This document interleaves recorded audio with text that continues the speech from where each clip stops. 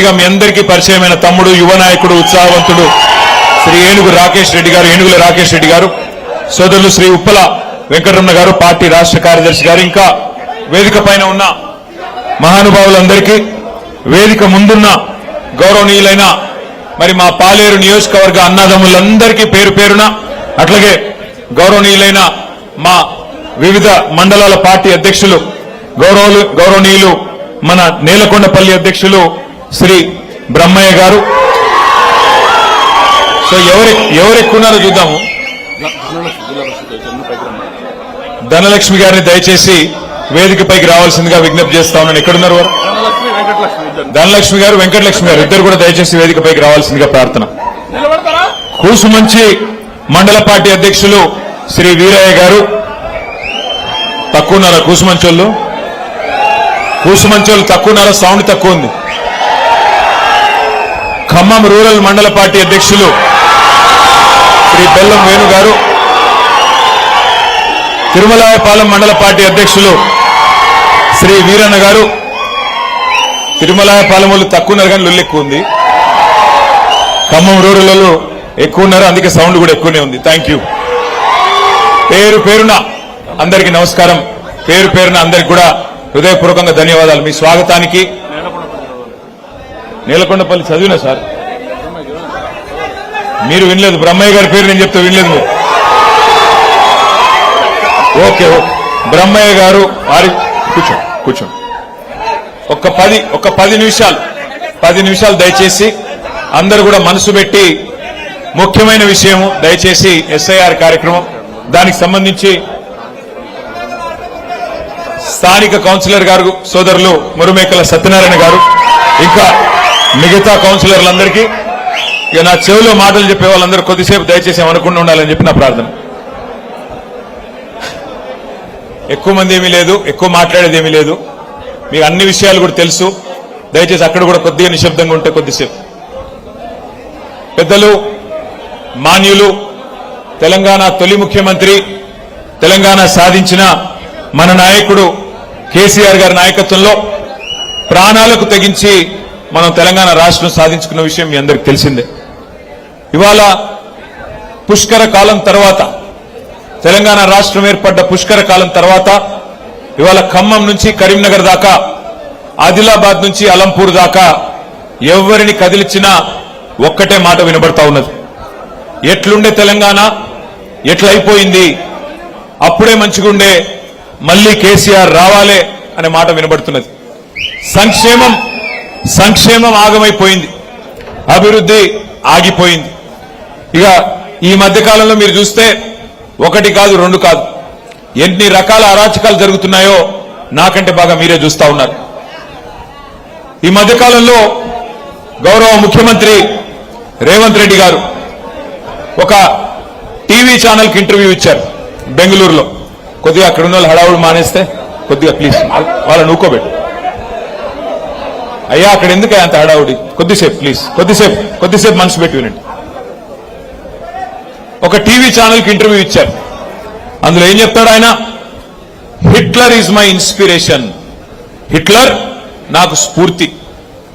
ఆయన అంటాడు అందులో, ఐ డెమాలిష్డ్ లైక్ ఎనీథింగ్, ఇష్టం వచ్చినట్టు కూలగొట్టినా. మేం చేసిన demolition compare with Iran, Israel. నేను ఇంగ్లీష్లో చెప్పినా మళ్ళీ తెలుగులో చెప్తా. ఎవడన్నా బుద్ధిన్నోడు నాకు రావణాసురుడు, నరకాసురుడు స్ఫూర్తి అంటాడా? వాడే ఆదర్శం అంటాడా? మరి అట్లాంటి వాడు హిట్లర్, వాళ్ళకు మించిన రాక్షసుడు హిట్లర్. అట్లాంటి హిట్లరే నాకు ఆదర్శం. ఆ హిట్లర్ నాకు ఆదర్శం. ఈయనకు వచ్చిరాని బట్లర్ ఇంగ్లీషులో మళ్ళీ గొప్పగా చెప్తా ఉన్నాడు. చెప్పడమే కాదు, ఐ డెమాలిష్డ్ లైక్ ఎనీథింగ్, నేను కూలగొట్టేసిన, మొత్తం విధ్వంసం చేసిన అన్నాడు.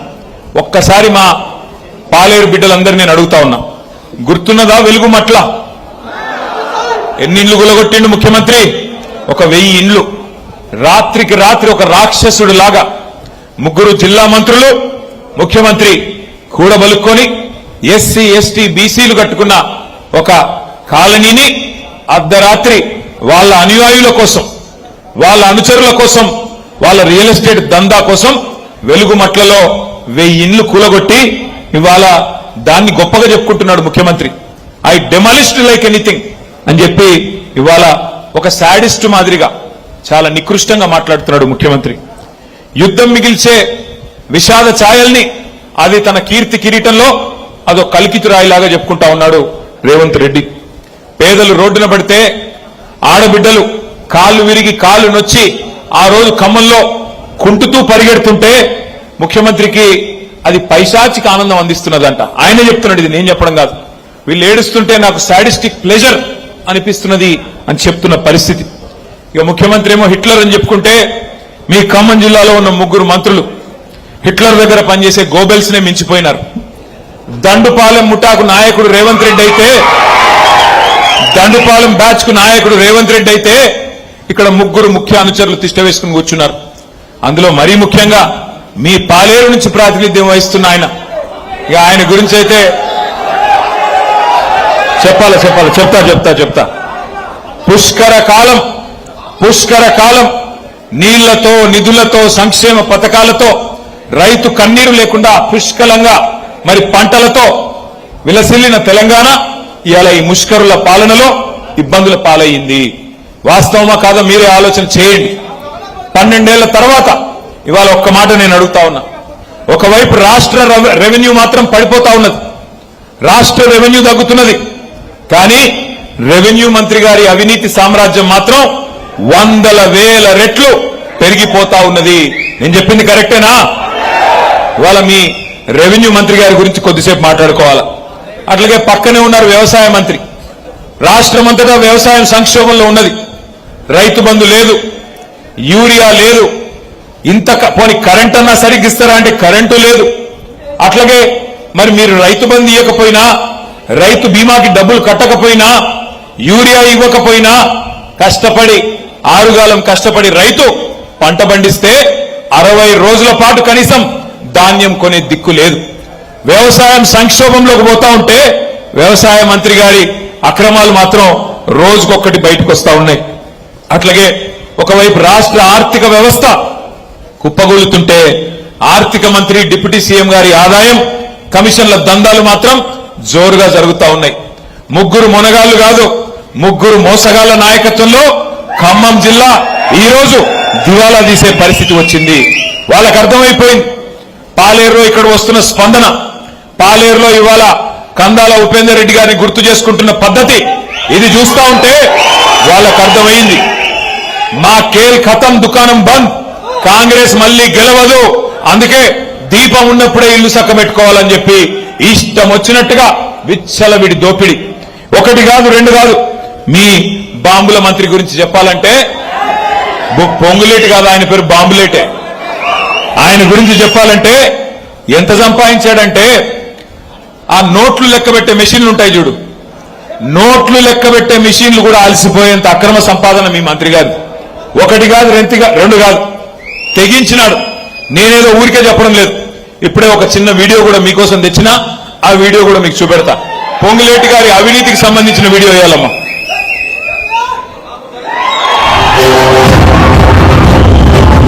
హైదరాబాద్ లో మంత్రి పొంగులేటి నివాసంలో ఈడీ సోదాలు కొనసాగుతున్నాయి. ఏకకాలంలో 16 చోట్ల ఈడీ అధికారులు సోదాలు నిర్వహిస్తున్నారు. సిఆర్పీఎఫ్ పోలీసుల భద్రత మధ్య ఈడీ సోదాలు జరుగుతున్నాయి. సోదాల సందర్భంగా 3 సార్లు కరెన్సీ లెక్కింపు యంత్రాలను ఈడీ సిబ్బంది తీసుకెళ్లడాన్ని బట్టి పెద్ద ఎత్తున కరెన్సీ హడా కనుగొని ఉంటారని భావిస్తున్నారు. పొంగులేటి కుటుంబ సభ్యుల ఇళ్లలో కూడా సోదాలు నిర్వహిస్తున్నారు అధికారులు. పొంగులేటి సోదరుడు, ఆయన కుమారుడు, ఆయన కూతురు ఇళ్లలో కూడా సోదాలు చేస్తున్నారు ఈడీ అధికారులు. రాయదుర్గం రాఘవ కన్స్ట్రక్షన్స్ కార్యాలయంలో తనిఖీలు చేపట్టారు. హిమాయత్ సాగర్ లోని కూడా ఈడీ అధికారులు తనిఖీలు చేస్తున్నారు. పొంగులేటి ఫామ్ హౌస్ లో సోదాలు నిర్వహిస్తున్నారు అధికారులు. కోట్వాల్గూడ సరిహద్దులో మంత్రి పొంగులేటికి చెందిన రాఘవ కన్స్ట్రక్షన్స్ కంపెనీ అక్రమ కృషులను యథేచ్ఛగా నిర్వహిస్తూ ఉంది.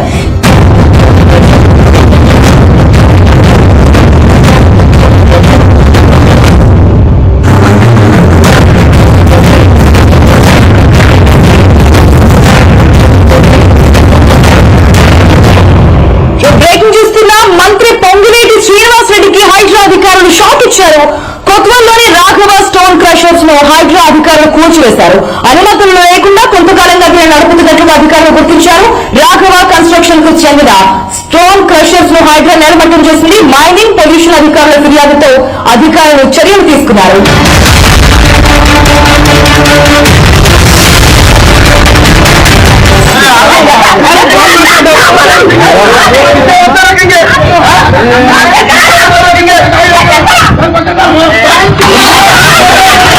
భూములన్నీ దోసుకుంటుండు. నా పిల్లలకు నేను ఓనికి గేటు పెట్టేస్తే గేటు పెట్టేద్దాన్ని అడ్డం పోతే మా ఆయనను కొట్టిరు. వేరే బోన్సర్లను పెట్టి కొట్టేస్తారు దెబ్బ కనిపించకుండా. జూన్ లో ఈ బ్రాట్ మిస్టర్ పొంగులేటి హర్షారెడ్డి మా ఇంటికి తెచ్చేయండి. ఒక వీక్ 2 weeks తర్వాత he brought his father Shri Ponguleti Srinivas Reddy to our house residence. courtesy call or whatever it is. It was introduction call, but మాకు later on తెలిసింది intimidating. Later on it was a fear psychosis మా మీద. ఒక రాత్రి 30th కు 30th night of October మాకు information ఇస్తా ఇక్కడ చాలా 6-7 JCB వచ్చింది రాత్రి. మనం ఫ్యామిలీ ఇంటిలో ఉండి బ్రేకప్ చేసి మా స్టాఫ్ కొట్టు భయం పెట్టి under the flat and head inside the form.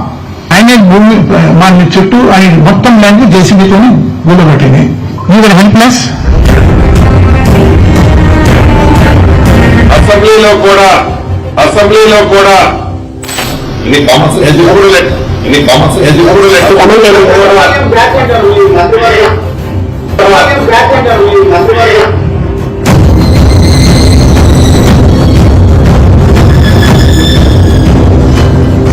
నేను మా అన్నదమ్ములను కోరేది, ఈ వీడియో పాలేరులో ప్రతి బిడ్డకి, ప్రతి అన్నకి, ప్రతి తమ్ముడికి, ప్రతి చెల్లికి, ప్రతి అక్కకి ఇంటింటికి చేర్చాల్సిన బాధ్యత మీది.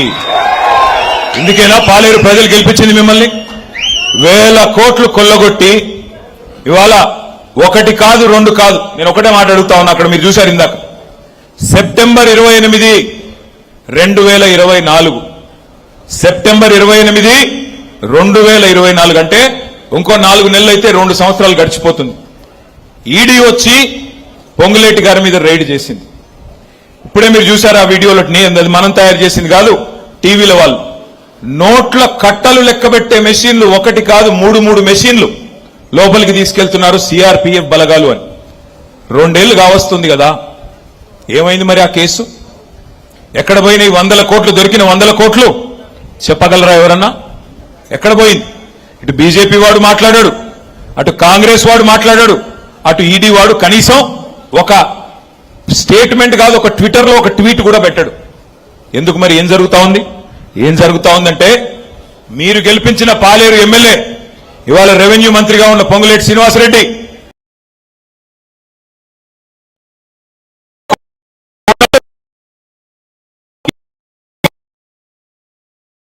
నేనేదో నిరాధారంగా ఆరోపణ చేయట్లేదు, కావాలంటే ఆధారాలతో సహా ఇవాళ నేను అడుగుతా ఉన్నా పొంగులేటి శ్రీనివాసరెడ్డిని, అట్లాగే ఇవాళ ఈడీని నడుపుతున్న కేంద్ర ప్రభుత్వాన్ని.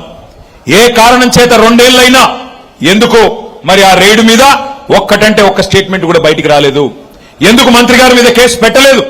ఏంటి మీ లాలూచి అని నేను అడుగుతా ఉన్నా. అట్లాగే 1 కాదు 2 కాదు, 1 కోటి ఎకరాలు తెలంగాణ రాష్ట్రంలో రెవెన్యూ మంత్రి గారి నాయకత్వంలో 1 కోటి ఎకరాల భూములని ఇవాళ ప్రాహిబిటెడ్ లిస్ట్ లో పెట్టారు. 22A కింద పెట్టి, లేని ఆంక్షలు పెట్టి, పిలిచి బెదిరించి భూ యజమానులను 20% నుంచి 30% భూములు రాయించుకొని నికృష్టమైన పనులు చేస్తా ఉన్నాడు ఇవాళ ఇక్కడి నుంచి గెలిచిన పాలేరు ఎమ్మెల్యే గారు. ఇదేదో నేను ఆయనతోనేదో ఆయన మీద ఇంకో దాంతో చెప్పట్లేదు. ఆయన మొన్నటిదాకా మనతోనే ఉన్నాడు కదా, ఆయన మీద నాకేం కోపం ఉంటుంది.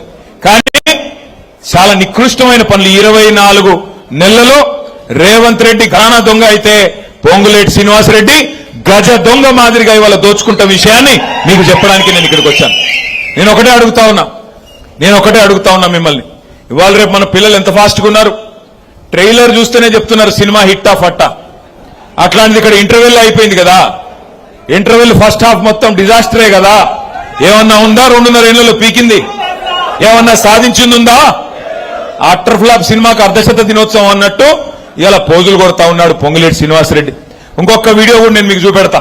ఈయన డైలాగులు, ఈయన అహంభావం చూశారు కదా. బీసీ మంత్రుల్ని కొండా సురేఖ గారిని మాట్లాడనీయకుండా మైకు కట్టేయడం, పక్కనే ఉండే వాకిటి శ్రీహరి మంత్రి గారి మీద కాగితాలు ఇసిరేయడం ఎంత అహంకారం కాకపోతే సాటి మంత్రులు సాటి ఎమ్మెల్యేలు వారు కూడా మీతో పాటు ప్రజల చేత ఎన్నుకోబడ్డ వాళ్ళు అట్లా చేయవచ్చునా? అంత అహంకారం. అధికారులను పట్టుకొని కలెక్టర్లను పట్టుకొని నీకు సెన్స్ ఉందా అంటున్నాడు. నేను అడుగుతా ఉన్నా, నీకుందా సెన్సు? ఇట్లా సిగ్గు లేకుండా దోచుకోవడానికి, ఇష్టారీతిన అక్రమ మైనింగ్ చేయడానికి నీ కుమారుడి కంపెనీ అడ్డం పెట్టుకొని వట్టినాగుల పల్లిలో పడి ఒక గజ దొంగలాగా దోచుకోవడానికి సిగ్గుందా అని అడుగుతా ఉన్నా. ఇవాళ ఆ పల్లవి షా, సతీష్ షా అనే వ్యక్తులు వట్టినాగుల పల్లిలో ఎప్పుడో 1967లో భూములు కొనుక్కున్నారు. వాళ్ళ మీద పడి ముసుగులేసుకొని నువ్వు పంపిన కిరాయి మూకలు ఇవాళ వాళ్ళ మీద ప్రాణాంతకమైన దాడి చేసిన మాట వాస్తవం కాదా? ఎఫ్ఐఆర్ చేస్తే ఒక నిజాయితీ గల పోలీస్ అధికారి హబీబుల్లా ఖాన్ అని ఆయన తెల్లారి వరకే ట్రాన్స్ఫర్ చేసిన మాట వాస్తవం కాదా? ఏది వాస్తవాలు కాదు పొంగులేటి గారు? మీ అన్యాయాలు, మీ అక్రమాలు, మీ అహంకారం ప్రజలు చూడట్లేదు అనుకుంటా ఉన్నారా? అందుకే నేను అంటా ఉన్నా, తప్పకుండా నాకైతే విశ్వాసం ఉంది, పాలేరులో ఎన్నిక ఎప్పుడు వచ్చినా ఎగిరేది గులాబీ జెండా మాత్రమే. ఈయన గారి మాటలు ఈయన హౌసింగ్ శాఖ మంత్రి కూడా ఏం మాటలు చెప్పాడో హౌసింగ్ మంత్రిగా ఒకసారి వినండి. ఈ రాబోయే 3.5 సంవత్సరాలు తమ తాకట్టు పెట్టైన 20 లక్షల ఇల్లు ఈ రాష్ట్రంలో కట్టిస్తాము. 20 లక్షల ఇల్లు ఇచ్చిన తర్వాతనే మళ్ళీ అసెంబ్లీ ఎన్నికల్లో మీ గుమ్మానికి వచ్చి ఓటు అడుగుతాము. 20 లక్షల ఇల్లు కట్టిస్తాము, కట్టించినాకనే మీ గుమ్మానికి వచ్చి ఓట్లు అడుగుతాం. సగం సినిమా అయిపోయింది కదా, మరి కట్టాడా 10 లక్షల ఇల్లు? దమ్ముందా పొంగులేటి గారు? 20 లక్షల ఇల్లు కడితేనే ఓటు అడుగుతా అన్నావు కదా, ఆ మాట మీద నిలబడే సత్తా ఉందా అని నేను పాలేరు వేదికగా అడుగుతా ఉన్నా. దమ్ముంటే స్పందించమని చెప్పి కోరుతా ఉన్నా. 20 లక్షల ఇల్లు కడతా అని చెప్పి చెప్పాడు. మరి 20 లక్షల ఇల్లు ఆయన రాఘవ కన్స్ట్రక్షన్ కడుతుందో లేకపోతే ఈయన గారు కడతారో ప్రభుత్వం కడతాదో నాకైతే తెలియదు. ఎందుకంటే హైదరాబాద్ లో ఎక్కడ చూసినా భూములు లాక్కోవడం, నడుస్తున్న ప్రాజెక్టులు లాక్కోవడం. మరి ఆ 20 లక్షల ఇండ్లు ఏమన్నా సొంత ఆస్తులు అనుకుంటున్నాడా, సొంత కంపెనీతో కట్టిద్దాం అనుకుంటున్నాడా నాకైతే తెలియదు. నేను ఒక మాట అడుగుతా ఉన్నా, ఇక్కడ మొత్తం ఖమ్మం జిల్లా అంటేనే బలహీన వర్గాల జిల్లా. 10 సీట్లుంటే శాసనసభకి అందులో 7 సీట్లలో ఎస్సీ ఎస్టీ సోదరులకే రిజర్వేషన్ చేయబడి ఉంది. 3 సీట్లు మాత్రమే జనరల్ సీట్లు.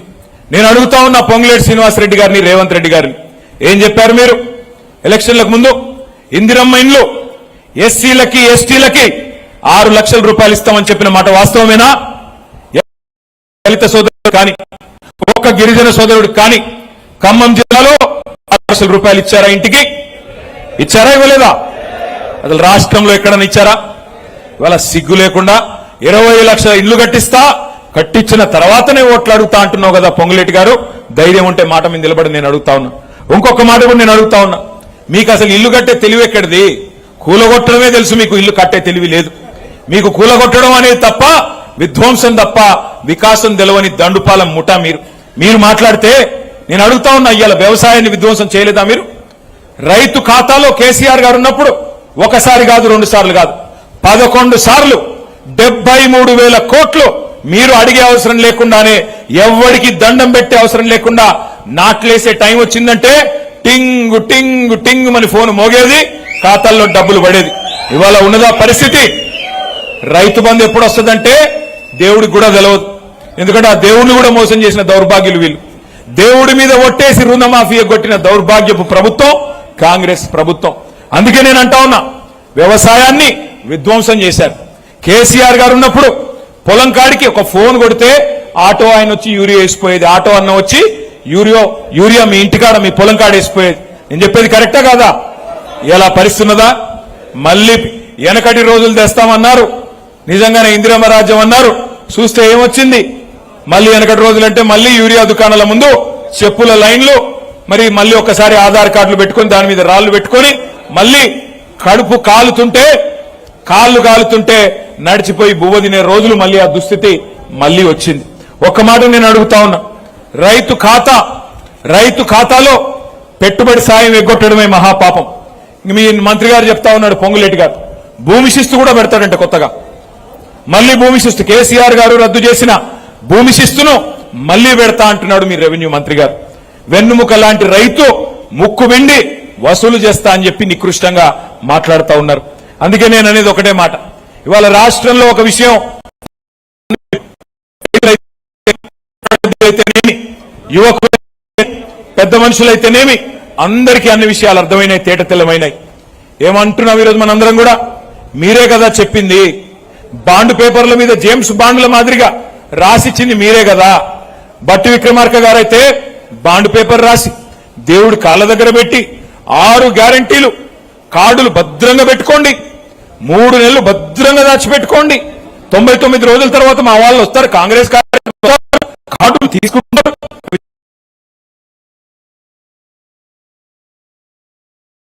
మంత్రి గారు మీ గ్యారంటీ కార్డులు చెప్పమని అడుగుతా ఉన్నా నేను. భద్రంగా పెట్టుకోమంటివి కదా, ఏడబెట్టాలా? ఇంకా సిగ్గు లేకుండా 99 రోజుల్లోనే 100 రోజుల్లోనే అటున్న చంద్రుడిని ఇక్కడ పెడతామని చెప్పిన సన్నాసులు ఇలా చేతగాక మొఖం బాగాలేక ఆయనకటి కూడా అద్దం పగలు కొట్టుకున్నాడంట. అట్లాగా ఇలా వీళ్ళు మాట్లాడితే పనికి మాల కారు కూతలు కూస్తా ఉన్నారు. కేసీఆర్ అప్పులపాలు చేసిపోయినాడు, కేసీఆర్ అప్పులపాలు చేసినాడు. నేను అడుగుతా ఉన్నా రెవెన్యూ మంత్రి గారిని, రేవంత్ రెడ్డి గారిని, కేసీఆర్ అప్పులపాలు చేసిపోయినాడా? నిజమే అనుకుందాం, ఒక్క నిమిషం మీరు చెప్పే తప్పుడు కూతలు ఒక్క నిమిషం నిజం అనుకుందాం. మరి ఏం చేశారు కేసీఆర్ అప్పులపాలు చేస్తే? చేశాడే అనుకుందాం. అప్పు ఏం చేసినాడు కేసీఆర్ గారు? ఏం చేశాడు అంటే 1,00,000 కోట్లు పెట్టి కాళేశ్వరం ప్రాజెక్టు కట్టి గోదావరి నీళ్ళని మన బీడు భూములకు తీసుకొచ్చాడు. సీతారామ ప్రాజెక్టు 80% పూర్తి చేసి పండగ నిలబడ్డాడు. ప్రాజెక్టు రికార్డు సమయంలో 9 నెలల్లో పూర్తి చేసి తిరుమలాయపాలెం మండలం గాని పాలేరు నియోజకవర్గం గాని నీళ్లిచ్చిన మాట వాస్తవం కాదా? పాలమూరు రంగారెడ్డి ఎత్తిపోతల పథకం దశాబ్దాలుగా వెనుకబడ్డ పథకం 90% పూర్తి చేసిన మాట వాస్తవం కాదా? 45,000 చెరువులు మిషన్ కాకతీయలో బాగుంచిన మాట వాస్తవం కాదా? అవును, కేసీఆర్ గారు అప్పు చేశారు. ఏం చేశారు కేసీఆర్ అప్పు చేసి? 70 లక్షల రైతుల ఖాతాల్లో 73,000 కోట్ల మాట వాస్తవం కాదా? కేసీఆర్ గారు అప్పు చేశారు, చేసి వాస్తవం కాదా? 29,000 కోట్లు కేసీఆర్ అప్పు చేశాడు. కరెంట్ ఇవ్వకుండా మీరు కష్టపెడితే రైతాంగాన్ని 24 గంటల రైతులకు ఇచ్చిన ఒకే ఒక్క 50,000 కోట్లు కరెంటు మీదనే ఖర్చు పెట్టిన నాయకుడు కేసీఆర్. ఉచిత కరెంటు కోసం, కరెంటు ఇన్ఫ్రాస్ట్రక్చర్ ని ఇంప్రూవ్ చేయడానికి 1,00,000 కోట్లు ఖర్చు పెట్టిన కేసీఆర్. ఇవాళ నేను పాలేరుకు వచ్చి ఇక్కడ హెలిప్యాడ్ లో ఎక్కడ దిగాను? నేను నర్సింగ్ కాలేజ్ ఉన్నదా? నర్సింగ్ కాలేజ్ ఇదివరకు ఉమ్మడి ఖమ్మం జిల్లాలో ఉన్నదా? ఇదివరకు మెడికల్ కాలేజ్ ఉమ్మడి ఖమ్మం జిల్లాలో 60 ఏళ్ల పరిపాలనలో ఎన్నడన్నా ఆలోచన చేశారా? అట్లాంటిది కేసీఆర్ గారి నాయకత్వంలో 9.5 ఏళ్లలో కేసీఆర్ గారు అప్పు చేసినా మా ఎస్సీ పిల్లలు, ఎస్టీ పిల్లలు, మా బీసీ పిల్లలు, మా మైనారిటీ పిల్లలు, అగ్రవర్ణాల్లో ఉండే పేదలు మెడికల్ విద్య, నర్సింగ్ విద్య, ఇంజనీరింగ్ కళాశాల విద్య అందుకోవాలని ఇవాళ మీ ఉమ్మడి ఖమ్మం జిల్లాలో 2 మెడికల్ కళాశాలలు, 2 నర్సింగ్ కళాశాలలు, ఇంజనీరింగ్ కళాశాల మాట వాస్తవం కాదా? అవును, కేసీఆర్ గారు అప్పు చేశారు. 1000 గురుకుల పాఠశాలలు పెట్టి ఒక్కొక్క విద్యార్థి మీద 1,20,000 రూపాయలు ఖర్చు పెట్టి వాళ్లకు విద్యా బుద్ధులు నేర్పిండు కేసీఆర్. అవును, కేసీఆర్ అప్పు చేసిండు. చేసి ఏం చేసిండు? 15 లక్షల మంది ఆడపిల్లలకి పెళ్లిళ్లు చేసిండు.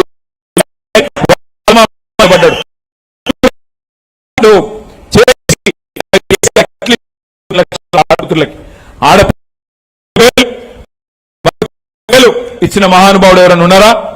అందుకే నేను అంటా ఉన్నా, కేసీఆర్ గారు చేసిండే అనుకుందాం. మరి నీ ప్రభుత్వం వచ్చిందా? 4 లక్షల కోట్లు అప్పు చేస్తేవి కదా 2.5 ఏళ్లలో. ఏం పీకినావో చెప్తావా? రైతు బంద్ వేసినావా? రైతు బంద్ వేసిండా? రైతు బీమా కట్టిండా? కట్టలేదు. ఏం పాలేరులకి స్పెషల్ చేస్తున్నారా?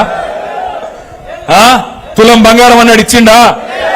తులం బంగారం వచ్చిందా? 4,000 పెన్షన్ వచ్చిందా? నిరుద్యోగులకు 4,000 ఇస్తానని ఇచ్చిండా? ఆడకూతుర్లకు 2,500 ఇస్తానని ఇచ్చిండా? స్కూటీలు అన్నాడు, ఇచ్చిండా? స్కూటీలు రెవెన్యూ మంత్రి గారు లూటీ మాత్రం జోరుగా ఉంది. పొంగు లూటీ మాత్రం ఆయన లేటు కాదు, పొంగు లూటీ మొత్తం లూటీయే తప్ప చేసింది ఏందని నేను అడుగుతా ఉన్నా. ఇంకా సిగ్గు లేకుండా మాట్లాడుతున్నాడు ముఖ్యమంత్రి. ఆయన మొన్న అంటాడు ఆదిలాబాద్ లో మీటింగ్ పోయి, ఎంత కండలు తిరిగిన పైల్వానైనా 3 నెలలనే పిల్లలు పుట్టిస్తాడా? ఎవడు చెప్పమన్నాడు రా నిన్ను? 100 రోజులని ఎవడు చెప్పమన్నాడు? ఆ సన్నాసి కూతలు కూసిన సన్నాసి ఎవడు? ఆ బాండ్ పేపర్లు రాసిన జేమ్స్ బాండ్ ఎవడు? వాటిని మళ్ళీ తీసుకుపోయి గ్యారంటీ కార్డులను పంచిన ఎదవలు ఎవరు చెప్పు? అది చేత కాకుండా 3 నెలల్లోనే పిల్లలు పుట్టిస్తారా? సరే ఓకే రేవంత్ రెడ్డి, 3 నెలల్లో పిల్లలు పుట్టరు నాకు తెలుసు, నీకు తెలుసు. మరి 30 నెలల్లో పుట్టపోతే ఏమనాలరా? నాకు తెలవకడుగుతా. 30 నెలలు అయిపోయిందిగా, మరి ఇప్పుడు ఏమనాలి? నిన్ను ఏమని చెప్పాలి? నేనేమని పిలవాలా? నేనైతే అనలేదు భయ్యో, నేను అనేది ఒకటే. ఇక వీళ్ళు కూడా మనకు చెప్పేటోళ్ళు అయిపోయినారు. ఇవాళ అప్పుడప్పుడు కాలం బాగాలేకపోతే వానపాములు కూడా 3 ఫీట్లు ఉన్నోడు కూడా 30 ఫీట్ల పోదులు కొడుతున్నాడు. వానపాములు కూడా నాగుపాములే పోదులు కొడుతున్నాయి. నేను మిమ్మల్ని అందరినీ కోరేది ఒకటే, నాకు తెలుసు, మీకు తెలుసు, రేవంత్ రెడ్డికి తెలుసు, శ్రీనివాస్ రెడ్డికి కూడా తెలుసు, మళ్ళా గెలిచేది ఖచ్చితంగా కేసీఆరే, మళ్ళీ ముఖ్యమంత్రి అయ్యేది కేసీఆరే, అందరికీ తెలుసు. అందుకే నేను మిమ్మల్ని కోరేది జాగ్రత్తగా ఉండాలా. మనం కూడా జాగ్రత్తగా ఉండాలా. ఇంకా ఇంటర్వెల్ దాకా సినిమా అయిపోయింది. లాస్ట్ 1 ఇయర్ ఎట్లాగో ఎలక్షనే మిగిలింది 18 నెలలు. ఈ 18 నెలలు ఉపేందర్ రెడ్డి గారు చెప్పినట్టు చక్కగా కార్యకర్తల్ని మంచిగా కడుపులో పెట్టుకొని చూసుకొని, మీ డైనింగ్ టేబుల్ కాడికి, బెడ్రూమ్ కాడికి కార్యకర్త వచ్చినా చక్కగా చూసుకొని అన్ని సవ్యంగా గనక పార్టీ నిర్మాణం చేసుకుంటే మనకు తిరుగులేదు. కానీ ఎట్లా ఉందంటే పరిస్థితి ఈరోజు ఎట్లా ఉందంటే, వీళ్ళ దోపిడి ఇంత అంతా కాదు. పక్కనే ఉన్నది ములుగు జిల్లా. ఆ ములుగు జిల్లాలో కూడా 4,000 కోట్ల దోపిడీ మీ మంత్రి గారే చేస్తా ఉన్నాడు. ఇసుక దోపిడీకి తెరలేపినాడు. 12 కోట్ల క్యూబిక్ మీటర్ల ఇసుక ఇవాళ అక్కడ కూడా గిరిజనుల సొసైటీల పేరిట 12 కోట్ల క్యూబిక్ మీటర్ల కోసం స్కెచ్ చేసింది మీ మంత్రి గారు. చివరికి గిరిజనుల ఆరాధ్య దైవం సమ్మక్క సారక్క ఆ టెండర్లను కూడా వదిలిపెట్టల. 70 కోట్ల టెండర్లు. దానికోసం కూడా మంత్రుల మధ్యన పంచాయతీలు, దానికోసం కూడా మంత్రుల మధ్యన కమిషన్ల కోసం కుమ్ములాటలు. నేను మీ అందరినీ ప్రార్థించేది ఒకటే, దయచేసి ఆలోచించండి, తొందరపడబాకండి, మనకు కూడా టైం ఉంది. ఇవాళ 1, 2 కాదు, దోపిడీ గురించి మాట్లాడితే చాలా ఉన్నాయి. కానీ నేను మిమ్మల్ని కోరేది ఒకటే, మీరు చాలా మంది ఏమనుకుంటున్నారు, గాలి బాగా ఉంది, కాంగ్రెస్ వాళ్ళ మీద కోపం వస్తుంది ప్రజలకి, కాబట్టి ఆటోమేటిక్ గా మనం వస్తాం. అట్లా రాము. మనం తప్పకుండా 2 పనులు చేయాల్సి ఉంటుంది. జాగ్రత్తగా చేస్తేనే మళ్ళీ తిరిగి బలంగా వస్తాం. ఒకటి, మీ ఉపేందర్ రెడ్డి గారి నాయకత్వంలో తొందరలోనే పాలేరు నియోజకవర్గంలో సభ్యత్వ నమోదు కార్యక్రమం ప్రారంభం కాబోతా ఉన్నది. దానిలో తప్పకుండా మీరందరూ కూడా బూత్ల వారీగా బలమైన క్యాడర్ నిర్మాణం జరగాల, బలమైన కమిటీల నిర్మాణం జరగాల, వాళ్ళందరికీ శిక్షణ కార్యక్రమాలు కూడా సంపూర్ణంగా డీటెయిల్డ్ గా నిర్వహించాలా. ఇది నెంబర్ 1. నెంబర్ 2, ఈ ఎస్ఐఆర్ అనే కార్యక్రమం జరగబోతా ఉంది. దాని గురించి కూడా కాసేపు నేను మీకు చెప్పాలా. ఒకసారి అది పెట్టమ్మా. ఈ ఎస్ఐఆర్ అనే కార్యక్రమం మీకు ఈ నెల 25వ తారీఖు నుండి ప్రారంభం కాబోతా ఉన్నది. ఏమిటిది ఎస్ఐఆర్? ఒక మైక్ ఉందా సార్?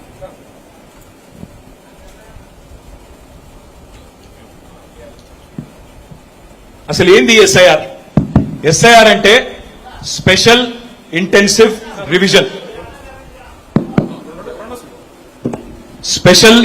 రివిజన్. ఇప్పుడు మీ అందరికి తెలుసు, భారతదేశానికి స్వాతంత్రం వచ్చింది 1947 15 ఆగస్టు.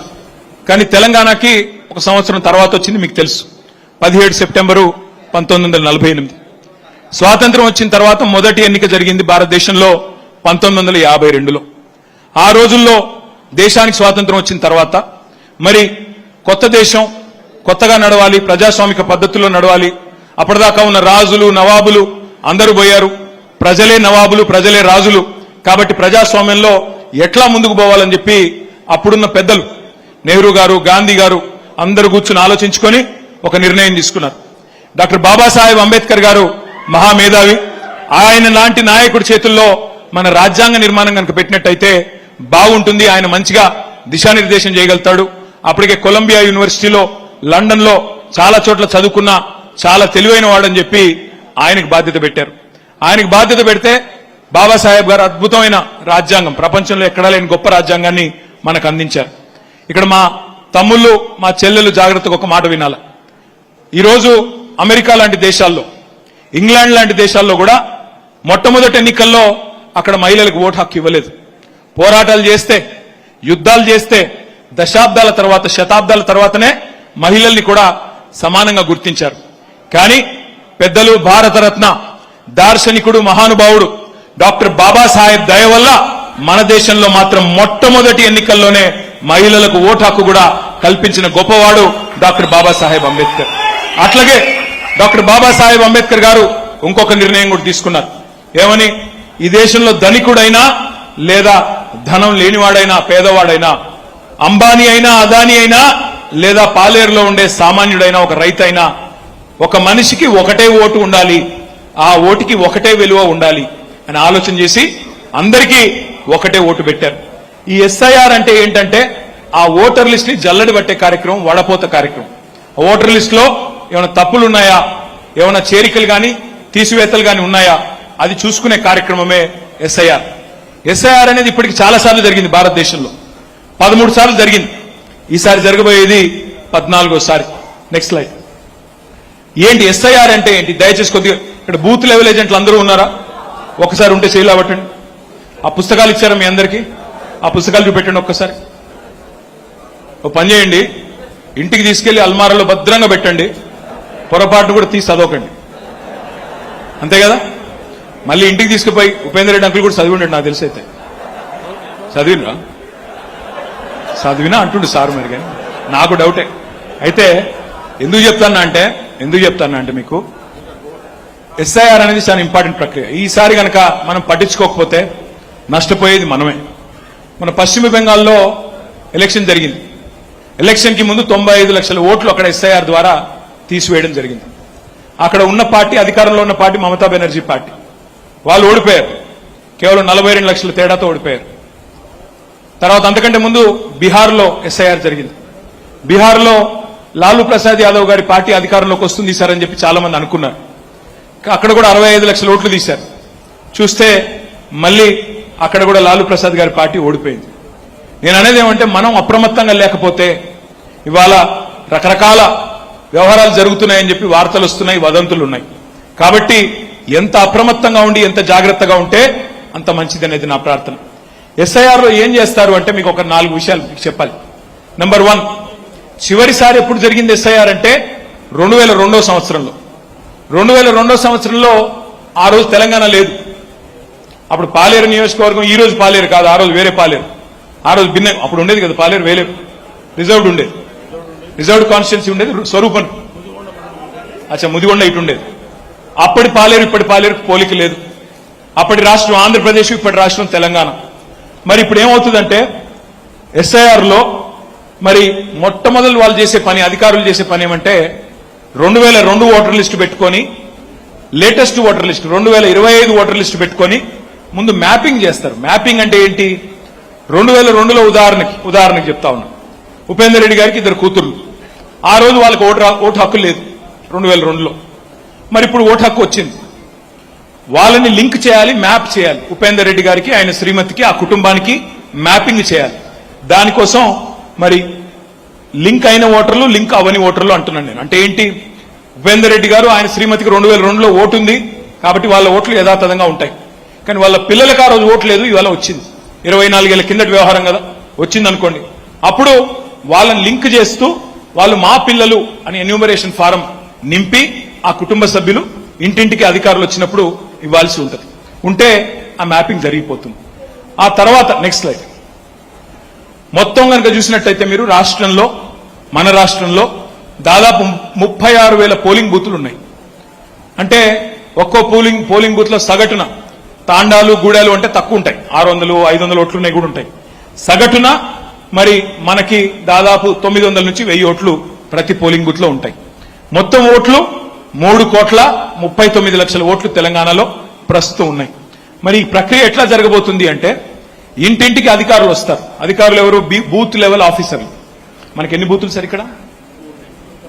293, 91, 291 బూతులు ఉన్నాయి. సో 291 బూత్లకు గాను ఒక్కొక్క బూత్ కి ఒక బూత్ లెవెల్ ఆఫీసర్ని నియమిస్తారు ఎలక్షన్ కమిషన్ వాళ్ళు. ఎవరు వాళ్ళు? వాళ్ళు ఎవరంటే మన అంగన్వాడీ టీచర్లు, మన మహిళా సంఘాల్లో పనిచేసే ఆర్పీలు, వాళ్ళందరూ ఈ ఎలక్షన్ బూత్ లెవెల్ ఆఫీసర్లుగా ఉంటారు. మనం ఏం చేయాలా? మరి మన పార్టీ తరఫున కూడా ప్రతి పోలింగ్ బూత్ 291 పోలింగ్ బూత్లు ఉంటే ప్రతి పోలింగ్ బూత్ కూడా ఒక బూత్ లెవెల్ ఏజెంట్ ని మనం కూడా అపాయింట్ చేసుకుంటాం. మన బూత్ లెవెల్ ఏజెంట్, బూత్ లెవెల్లో బిఎల్ఏ అంటే కాన్స్టిట్యున్సీ లెవెల్లో ఎమ్మెల్యేతో సమానం. కాబట్టి వారు ఆ బిఎల్ఓతో కలిసి పనిచేయాల్సి ఉంటుంది.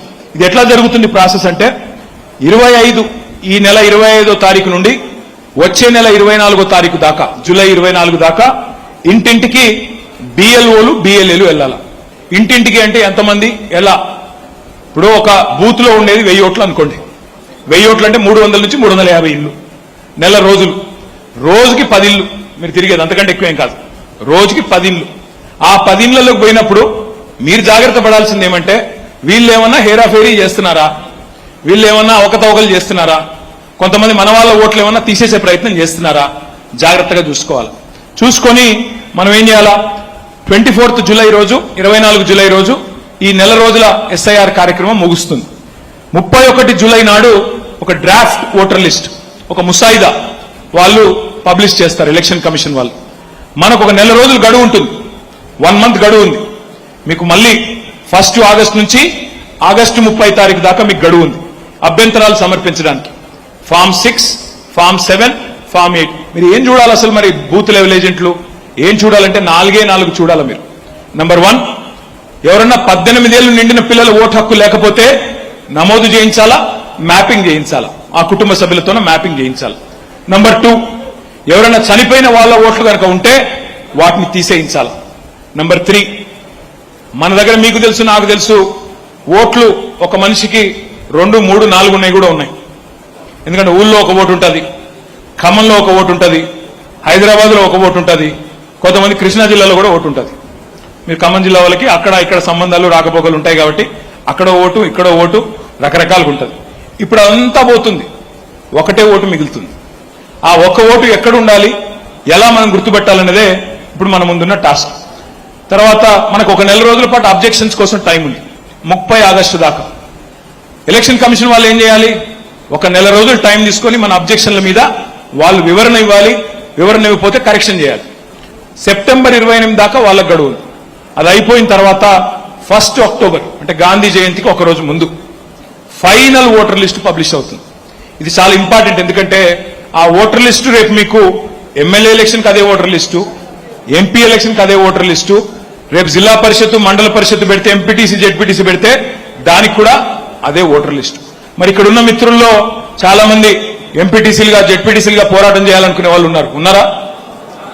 ఉంటే మీరు జాగ్రత్త తీసుకోవాలి. బూత్ లెవెల్లో కంపల్సరీ ఒక్క ఓటు కూడా అటు ఇటు కాకుండా, ఎందుకంటే ఎన్నో సందర్భాల్లో మనం చూస్తాం ఒక ఓటుతో పోయాడే పాపం అంటాం.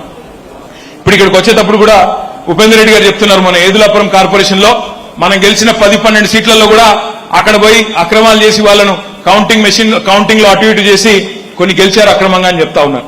మరి అవి జరగకూడదంటే ఒక్క ఓటు కూడా అటు ఇటు కాకుండా చూసుకోవాలి. Next slide.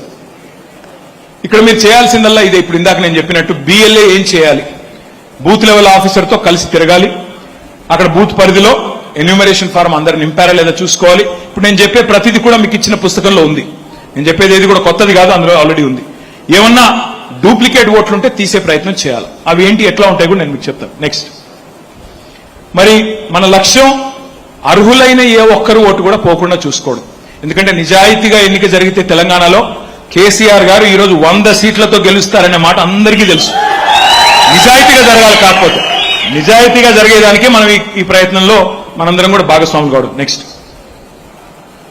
మరి కొత్త ఓటు రాయించాలంటే ఏముండాలి, గుర్తింపు కార్డు. అందులో ఇవన్నీ కూడా మీకు ఇచ్చిన పుస్తకంలో ఉన్నాయి, చదువుకోండి. డ్రైవర్స్ లైసెన్స్ అయినా లేకపోతే మీకు క్యాస్ట్ సర్టిఫికెట్ అయినా ఇంకోటైనా 13 రకాల గుర్తింపు కార్డులు ఉన్నాయి. ఏ ఒక్కటి సమర్పించినా మీకు ఓటు హక్కు రావాల్సిందే. దానికి సంబంధించిన వివరాలన్నీ మీకు ఇచ్చిన పుస్తకంలో ఉన్నాయి. నెక్స్ట్, ఇది చాలా ఇంపార్టెంట్, ఇది ఒక్కసారి అందరూ చూడాలి. ఇప్పుడు ఇక్కడ ఇది ఎగ్జాంపుల్, ఇది రియల్ లైఫ్ ఎగ్జాంపుల్, ఇది నిజంగా ఓటర్ లిస్ట్ నుంచి తీసుకున్న ఎగ్జాంపుల్. ఇప్పుడు ఇక్కడ ఒక అమ్మాయి ఉంది, ఈ అమ్మాయి పేరు లావణ్య, భర్త పేరు శ్రీనివాస్. ఆమెకు 5 ఓట్లు ఉన్నాయి. లావణ్య గారికి 5 ఓట్లు ఉన్నాయి. 2 ఓట్లు జూబ్లీ హిల్స్ కాన్స్టిట్యున్సీలో ఉన్నాయి, ఒకటి అంబర్పేటలో ఉంది, ఒకటి ముషీరాబాద్ లో ఉంది, ఒకటి ఖైరతాబాద్ లో ఉంది.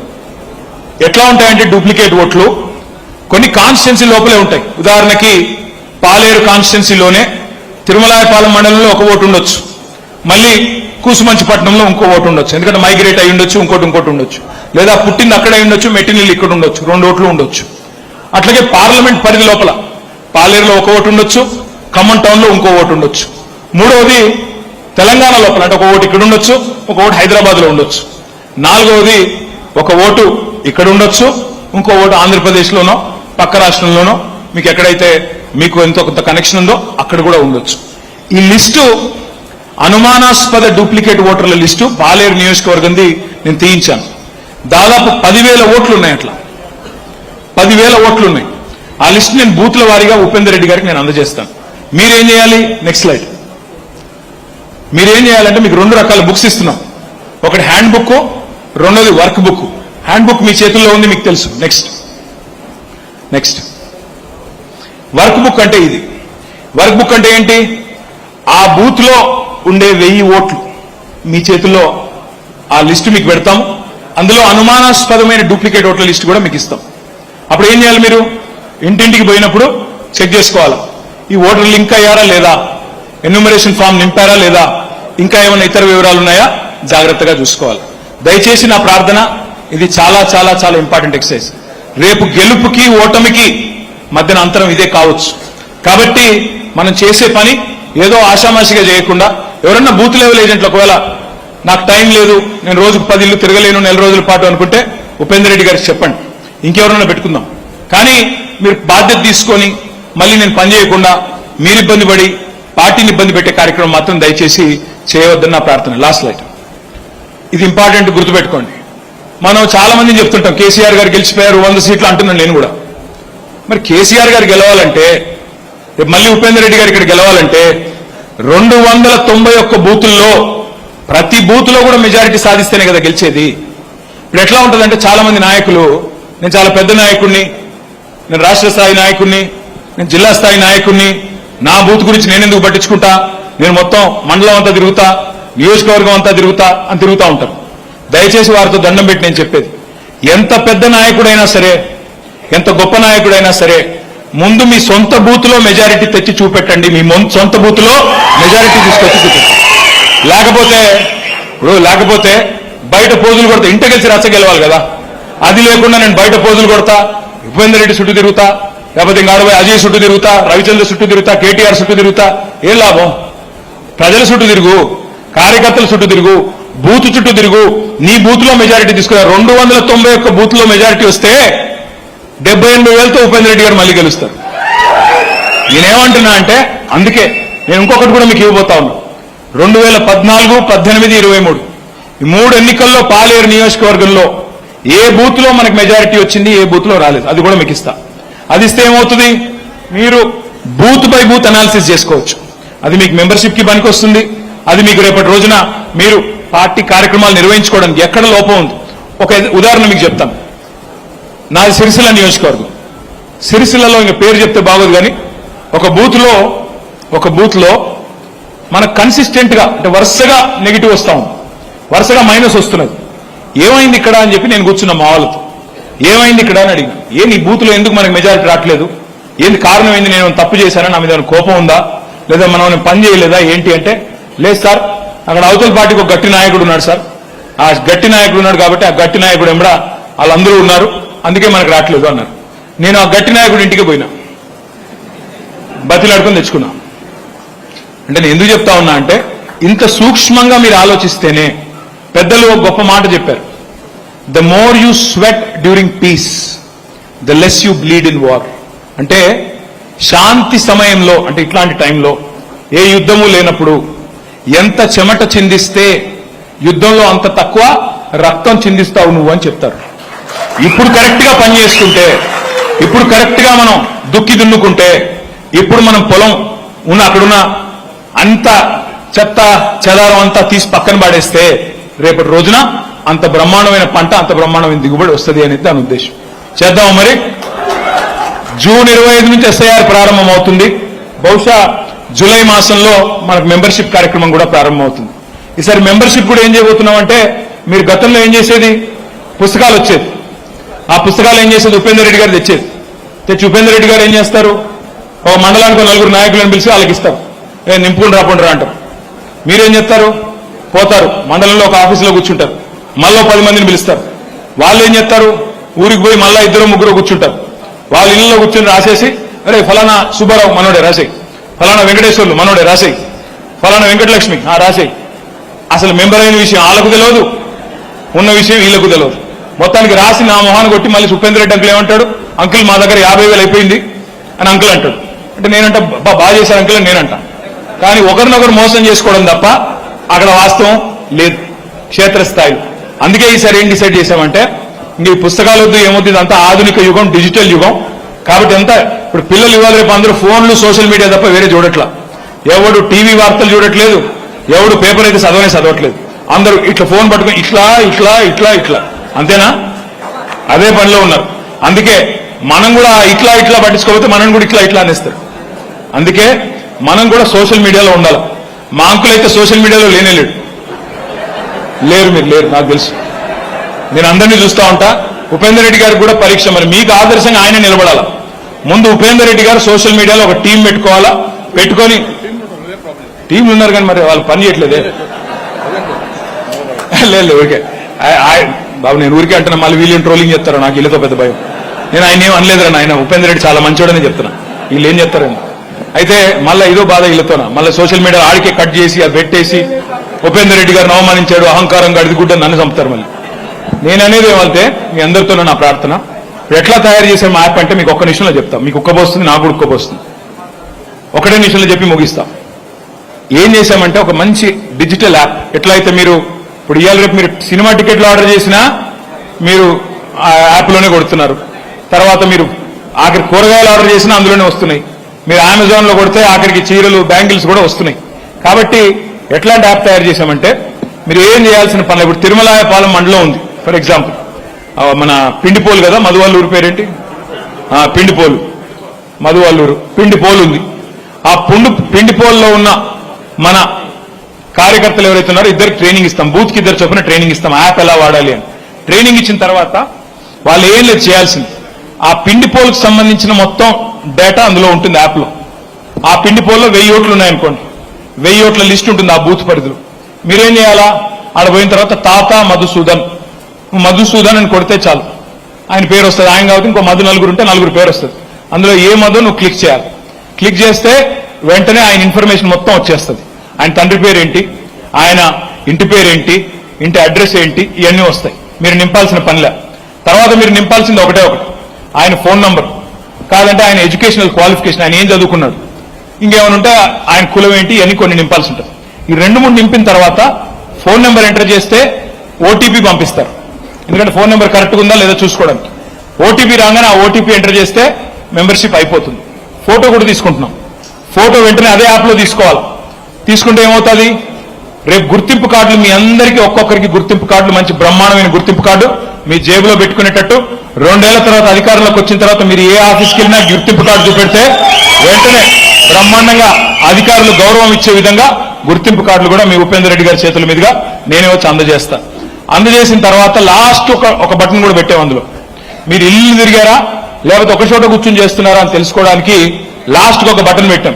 ఆ బటన్ ఏంటి, అది నొక్కితే లొకేషన్ తెలిసిపోతుంది. అంటే పాలేరులో చేయకుండా హైదరాబాద్ లో కూర్చుని పోజులు కొడుతున్నాడా, లేకపోతే నిజంగా ఖమ్మంలో ఉన్నాడా, మన లేదంటే ఊళ్ళో ఉన్నాడా, ఊళ్ళో కూడా ఎక్కడున్నాడు కనిపెట్టడానికి లాటిట్యూడ్ లాంగిట్యూడ్ తో సహా పెట్టాం. సో దాంతో ఇంకెవ్వరు ఎక్కడ పోయేది లేదు, దొరికిపోతారు.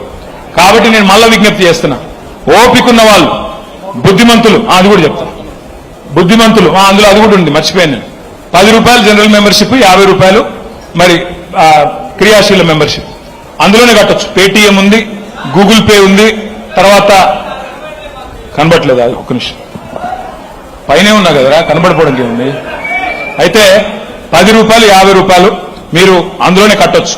అందులో పేపాల్, పేటీఎం, గూగుల్ పే అవన్నీ ఉన్నాయి. కాబట్టి వెంటనే అందులోంచి కట్టేయచ్చు, లేదంటే క్యాష్ అయినా కట్టొచ్చు. కాబట్టి ఏ ఇబ్బంది లేకుండా ఈ కార్యక్రమం కూడా జూలై మాసంతో స్టార్ట్ అవుతుంది. ఆ మెంబర్షిప్ కార్యక్రమం కూడా దిగ్విజయంగా పాలేరులో చేయాలి. మళ్ళీ చెప్తా ఉన్నా, 291 బూత్లలో ఏ బూత్ కా బూత్ లో మీరు నాయకులు, కార్యకర్తలు, మీరు కథానాయకులు అయితేనే మనం గెలిచేది. లేకపోతే మళ్ళీ ఎక్కడ కూర్చున్నా అక్కడే కూర్చుని తువ్వాలు వేసుకుని అంతా బానే ఉంది, అంతా బానే జరుగుతుందిలే, ఏం కాదులే, ప్రజలు కోపంగా ఉన్నారు కాంగ్రెస్ మీద, మనకే ఓటేస్తారులే, అట్లా కాదు. పటిష్టమైన కమిటీల నిర్మాణం, ఆ తర్వాత సంస్థాగత శిక్షణ కార్యక్రమాలు ఖమ్మం జిల్లా పార్టీ ఆఫీసులో మనం చేసుకున్నట్టయితే అందరికీ అన్ని విషయాల్లో అవగాహన వస్తే అప్పుడే మనం కరెక్ట్ గా ప్రజల దగ్గరికి సమాచారం తీసుకెళ్లేదానికి అవకాశం ఉంటుంది. అందుకే ఎస్ఐఆర్ కార్యక్రమాన్ని దయచేసి సీరియస్ గా తీసుకోండి.